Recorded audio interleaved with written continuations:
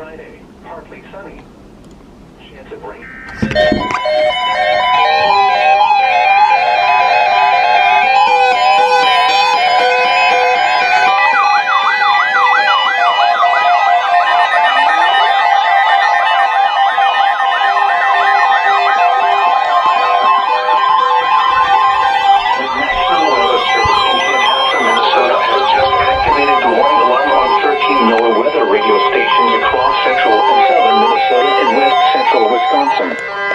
During dangerous weather situations, these specially built radios are automatically activated to warn for the hazard. Tests of these radios are normally conducted by the National Weather Service in Chanhassen every Wednesday at 1 p.m.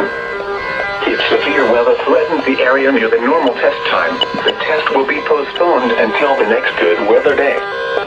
The warning alarm will be activated for selected watches, warnings, and statements affecting central and southern Minnesota and west central Wisconsin. This concludes the test of the warning system. We now return to normal programming.